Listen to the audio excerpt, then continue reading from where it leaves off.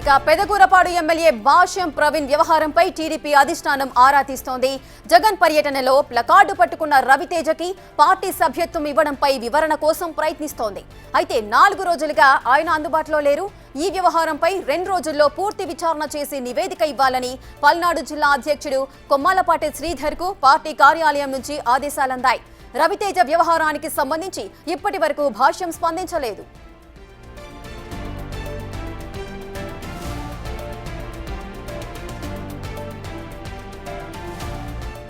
ఇక పెదకూరపాడు ఎమ్మెల్యే భాష్యం ప్రవీణ్ వ్యవహారంపై అయితే టీడీపీ అధిష్టానమైతే ఆరా తీస్తోంది.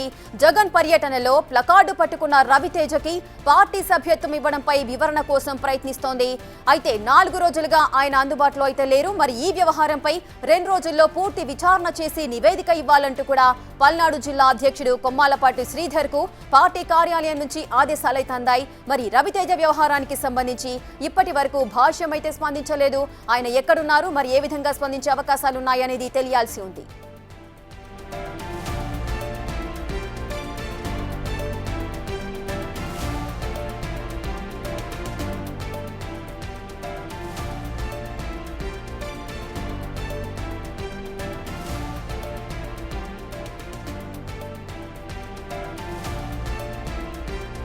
ఇక పెదకూరపాడు ఎమ్మెల్యే భాష్యం ప్రవీణ్ వ్యవహారంపై టీడీపీ అధిష్టానం అయితే ఆరా తీస్తోంది.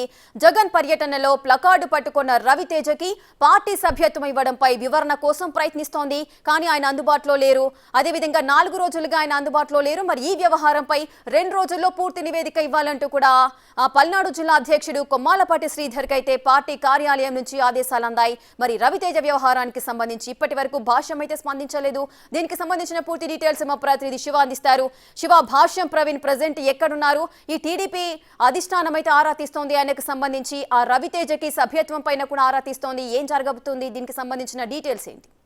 ఇక మొత్తం మీద చూసుకుంటే ఏదైతే పల్నాడు జిల్లా జగన్ పర్యటనకు సంబంధించి కూడా ఏదైతే రప్పా రప్ప సినిమా డైలాగులు, అలాగే రాజారెడ్డి రాజ్యాంగం పల్నాడు జిల్లా నుంచి అమలు చేస్తాం, ఇట్లా అనేక అంశాలకు సంబంధించి కూడా ప్లకార్డులు పట్టుకున్న వ్యక్తులకు సంబంధించి కూడా రవితేజ ఎవరైతే ప్రస్తుతం అరెస్ట్ అయ్యి పోలీసుల రిమాండ్ లో సబ్ జైల్లో రిమాండ్ గా ఉన్నాడో రవితేజకి సంబంధించి తెలుగుదేశం పార్టీ సభ్యత్వం ఇచ్చారని చెప్పి కూడా వైసీపీ పూర్తి స్థాయిలో ప్రచారం చేసి ఈ అంశానికి సంబంధించి కూడా టీడీపీ నేతలు కూడా స్పందించారు. అయితే తమకు వైఎస్ఆర్సీపీ నేతలు కూడా తమ పథకం వల్ల ఎక్కువగా ఇన్సూరెన్స్ అలాగే పథకాలు వస్తాయనే ఉద్దేశంతో తమ యొక్క సభ్యత్వం తీసుకుంటున్నారని చెప్పి కూడా క్రోసూరు మండల పార్టీ ప్రకటన చేసింది. ఈ నేపథ్యంలో అసలు ఎందుకు వైఎస్ఆర్సీపీ నేతలకు ఇవ్వాల్సి వచ్చింది, అతనికి ఎందుకు ఇచ్చారు, అతను వైఎస్ఆర్సీపీ అయితే మనం ఇచ్చామా, లేకపోతే టీడీపీ అయితే వైఎస్ఆర్సీపీకి వెళ్ళాడా, లేకపోతే ఆ రోజు వైసీపీ నేతలు ప్రలోభాలకు గురి చేసిన దానికి సంబంధించి కూడా ఆ కార్యక్రమానికి వెళ్ళాడా అనే దానికి సంబంధించి కూడా స్థానిక శాసనసభ్యుడు భాష్యం ప్రవీణ్ కోసం వైసీపీ పూర్తి స్థాయిలో కూడా అధిష్టానం ఆరాధిస్తున్న పరిస్థితి కనిపిస్తాం. అయితే ఈ అంశానికి సంబంధించి ఎక్కడా కూడా 18వ తేదీన జగన్ పర్యటన కొనసాగితే ఈ రోజు 23వ తేదీ దాదాపుగా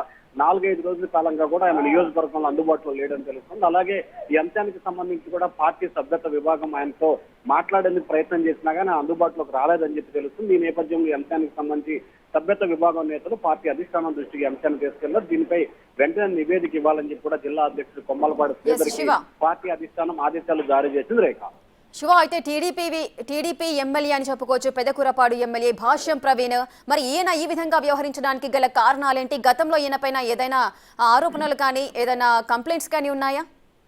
అంటే ప్రధానంగా చూసుకుంటే నేను పూర్తిగా రాజకీయాలకి కొత్తగా ఉన్న వ్యక్తి, రాజకీయాలకు ఎందుకు పెద్దగా అవగాహన లేని పరిస్థితి కనిపిస్తుంది. హైదరాబాద్ లో రియల్ ఎస్టేట్ వ్యాపారానికి ఎక్కువగా ప్రాముఖ్యత ఇచ్చిన ఈ నేపథ్యంలో సడన్ గా 2024 ఎన్నికల్లో పెదకూరపాడు నియోజకవర్గానికి తెలుగుదేశం పార్టీ టికెట్ ఇచ్చింది. అయితే ఈయనకి కార్యకర్తలకి నేతలకి చాలా గ్యాప్ కొనసాగింది. వాస్తవానికి పెదకూరపాడు నియోజకవర్గానికి సంబంధించి ఎన్ని గ్రామాలు ఉన్నాయి, ఎంతమంది నేతలు కార్యకర్తలు అనే సమాచారం కూడా ఆయన దగ్గర లేనట్లు కూడా తెలుస్తా ఉంది. సో ఈ నేపథ్యంలో నా నియోజకవర్గానికి కొంత ఎక్కువగా దూరంగా ఉంటున్న పరిస్థితి అయితే కనిపిస్తా ఉంది. ఎప్పుడో వారానికి 2 రోజులు 3 రోజులు మాత్రమే ఆయన పార్టీకి సంబంధించిన కార్యక్రమాల్లో అలాగే ప్రభుత్వ కార్యక్రమాల్లో పాల్గొంటున్నారు. మిగిలిన సమయంలో ఆయన అందుబాటులో ఉండట్లేదని ఇప్పటికే ఆయనపై అధిష్టానానికి కోకొల్లలుగా ఫిర్యాదులు ఇచ్చిన పరిస్థితి కనిపిస్తా ఉంది. ఈ నేపథ్యంలో తాజాగా పార్టీకి సంబంధించి అలాగే ప్రభుత్వానికి సంబంధించి చాలా చెడ్డ పేరు వచ్చే విధంగా వ్యవహరించిన రవితేజ వ్యవహారం మాత్రం పార్టీ కానీ ప్రభుత్వం కానీ చాలా సీరియస్ గా స్పందించింది. ఈ అంశంపై ఆయనతో వివరణ కోరే ప్రయత్నం చేసిన ఆయన ఏమాత్రం కూడా అందుబాటులోకి రాకపోవడం పట్ల కూడా అధిష్టానం చాలా సీరియస్ గా ఉన్నట్లు కూడా తెలుస్తా ఉంది. రేఖ శివ, అయితే ఇప్పుడు